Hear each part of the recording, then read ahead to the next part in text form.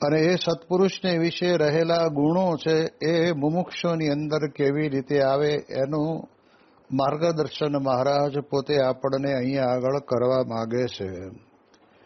તો મહારાજ પોતે ત્યાં આગળ બિરાજમાન છે અને પછી શ્રીજી મહારાજે પોતે મુનિ પ્રત્યે પ્રશ્ન પૂછ્યો જે કોઈ સત્પુરુષ છે તેને આલોકના સુખમાં તો પ્રીતિ જ નથી અને પરલોક જે ભગવાનનું ધામ તથા ભગવાનની મૂર્તિ તેને વિશે વાસના છે.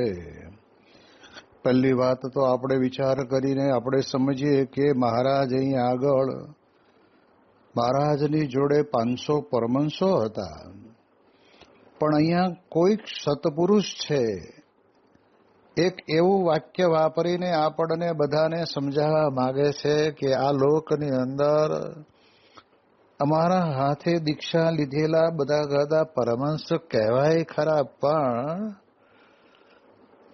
સત્પુરુષની જ્યારે વાત આવીને ઊભી રહે ને ત્યારે મહારાજ પોતે આપણને કહે છે કે કોઈ સત્પુરુષ છે. હવે એ જે સત્પુરુષ છે તેને આલોકના સુખમાં પ્રીતિ નથી. આટલી અદ્ભુત વાત મહારાજ પોતે આપણને એક જ વાક્યની અંદર સમજાવે છે. કારણ કે આપણે જાણીએ છીએ કે મનુષ્ય દેહ ધારણ કર્યો છે એટલે આ સંસારને વિશે ચાહે ત્યાગાશ્રમમાં રહે કે ચાહે ગ્રહસ્થાશ્રમમાં રહે, પણ એને આલોકના સુખની અંદર પ્રીતિ તો હોય જ. અને એ જે પ્રીતિ છે એના કારણે કરીને એના અંતરની અંદર એવી જબરદસ્ત વાસના આવીને પડેલી હોય છે ને કે જેના કારણે કરીને એ પોતાના જીવનની અંદર આગળ વધી શકે નહીં. પરંતુ અહીંયા તો આપણને એમ સમજાવવા માગે છે કે કોઈ સત્પુરુષ એટલે ભગવાનના અખંડ ધારક સત્પુરુષ છે, સંત છે, એને આલોકના સુખમાં પ્રીતિ જ નથી.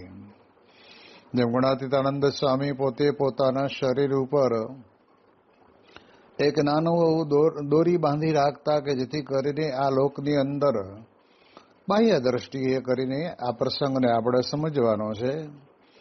એમને તો આ દુનિયાના કોઈ પણ પ્રકારના જેને કહેવાય ને કે સુખ છે એમાં ક્યાંય પ્રીતિ હતી જ નહીં.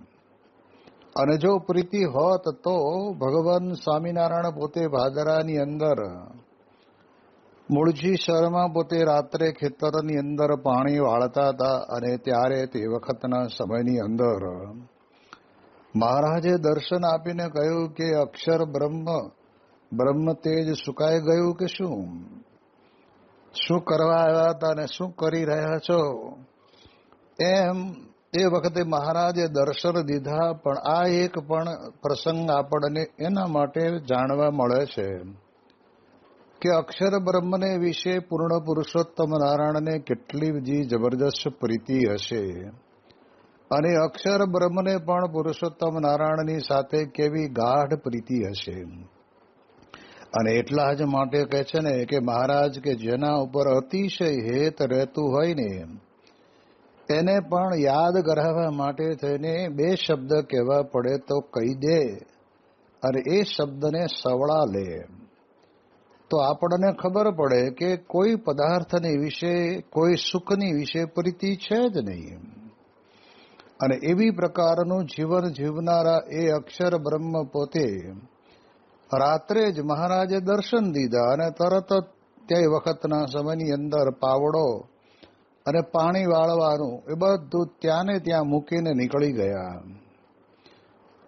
ગયા અને મહારાજ જ્યાં હતા ત્યાં પધાર્યા. ત્યારે મહારાજે ધીરે રહીને પૂછ્યું કે તમે આવ્યા? તો કે હા.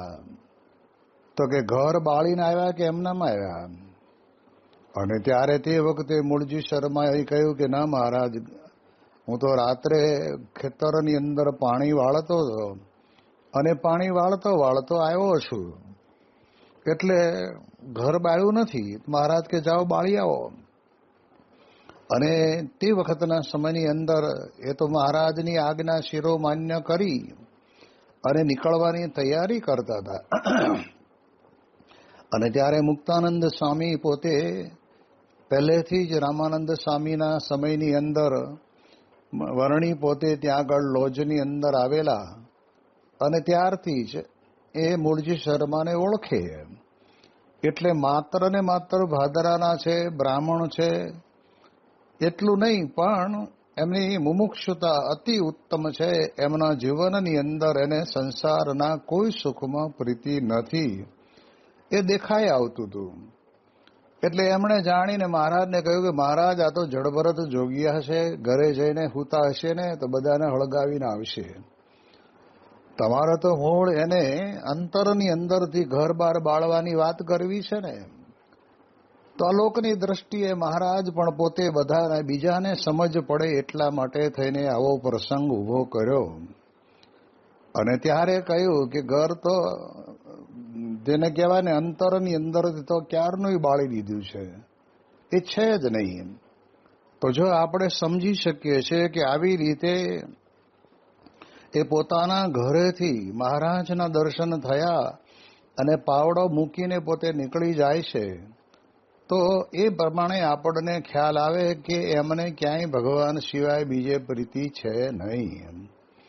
મુક્તાનંદ સ્વામીના મંડળની અંદર સુરતની અંદર જ્યારે ગુણાતીતાનંદ સ્વામી પોતે બિરાજમાન હતા અને બધા 50 સંતો હતા, તો જે જગ્યાએ સ્વામી પોતે ઉતરેલા અને એ જગ્યા ઉપર નિયમિત મુક્તાનંદ સ્વામી પોતે કથા કરે.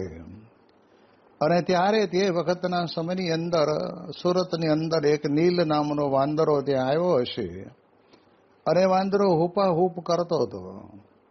તો સ્વાભાવિક છે કે આપણે સભામાં બેઠા હોય ત્યારે આપણને આ પ્રકારના કોઈક વિઘ્ન તો આપણને આવીને ઊભા રહે જ, અને આપણી ચંચળ વૃત્તિ ત્યાં ચોટ્યા વગર રહે જ નહીં. અને એના કારણે કરીને તે વખતે મુક્તાનંદ સ્વામીએ પોતે સભાની અંદર વાત કરી કે આપણે અહીંયા આગળ 2 દિવસથી આ ભગવાનની કથા વાર્તા કરીએ છીએ અને આ વાંદરું આવીને ઠેકડા મારે છે, તો એ વાંદરા સામે કોઈની નજર ન ગઈ હોય તે ઊંચી આંગળી કરો. હવે મહારાજના દીક્ષિત સંતો હતા, માં જેવા સંત સદગુરુ મુક્તાનંદ સ્વામીના મંડળની અંદર એમના હાથ નીચે તૈયાર થયેલા પણ સંતો હતા. પણ આધ્યાત્મિક જે અંતરની અંદર જે આધ્યાત્મિકતાના રંગ અને ગુણ છે ને એ જુદી પ્રકારના હોય.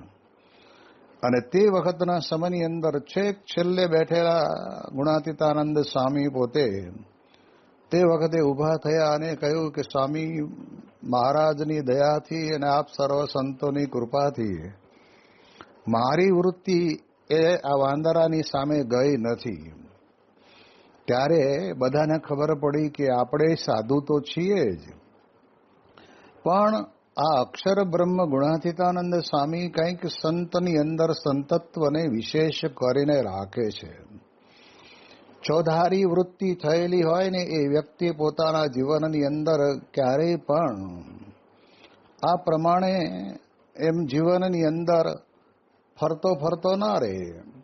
એકાગ્ર વૃત્તિથી જ ભગવાનની કથા વાર્તા કીર્તન સાંભળવાની અંદર તલ્લીન રહે. ત્યારે એટલા માટે કહેવાય છે કે એમને ક્યાંય પણ સંસારના સુખની અંદર વૃત્તિ હતી જ નહીં. એ ગુણાતીતાનંદ સ્વામી જુનાગઢની અંદર હવેલીનો ચોક વાળતા હતા અને અન્ય સંપ્રદાયના મહાત્માઓ ત્યાં આવ્યા કે ઇસ મંદિર કે महंत कौन है, हमें ये महंत जी को मिलना है. એટલે ગુણાતીતાનંદ સ્વામીએ ધીરે રહીને કહ્યું કે તમે સભા મંડપમાં જાઓ, ત્યાં અમે થોડી વારની અંદર આવશે. આ બાજુ ગુણાતીતાનંદ સ્વામી એ પોતે જુનાગઢ મંદિરના મહંત હોવા છતાં પણ જે ઝાડવા ઉપરથી પડેલા પાંદડા હોય, નાની મોટી રચકણ હોય, એ બધું સાવણા વડે કરીને પોતે વાળતા હતા. અને વાળી એને કચરો ભેગો કરીને કચરાની જગ્યાએ નાખી હાથ પગ ધોઈ અને પાછી ગાદી ઉપર જઈને બેઠા. અને ત્યારે ઓલા અન્ય સંપ્રદાયના મહાત્માઓ જોયું કે महंतજી आप इस मंदिर के महंत है, अभी हम जब आए उसी समय पर तो आप साफ सफाई कर रहे थे. અને ત્યારે ગુણાતીતાનંદ સ્વામી પોતે બોલ્યા કે અમારે અહીંયા તો જે કોઈ સેવા કરે ને એ સંત છે. તો જો એ સેવા કરે છે એ સંત છે તો એણે પૂછ્યું કે તમારે કેટલા વર્ષથી તમે આ મંદિરના મહંત તરીકે છો? અને ત્યારે જે કંઈ વર્ષો વીતી ગયા હશે, પછી જે કંઈ વર્ષો થયા હશે એ વર્ષોની વાત કરી. એટલે આ બધા જ અન્ય ધર્મના મહાત્માઓ આવ્યા હતા. એમને પોતાને મનની અંદર એમ થયું કે આ કેવી રીતે બને? કારણ કે શિષ્ય હોય ને એ પોતે ગાદી ઉપર આવવા માટે થઈને એ ગુરુનું ત્યાં આગળ જે કહેવાય છે કે મૃત્યુ કરી નાખીને પોતે ચડી બે, એમ વારંવાર બધે ચાલતું જ હોય દુનિયામાં.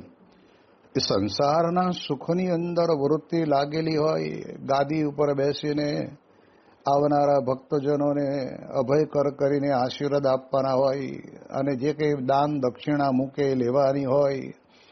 એટલે એના કારણે કરીને એ ગાદીની પણ ઈચ્છા તો અંતરની અંદર રહેતી જ હોય કે આપણે પણ મહંત બની જઈએ.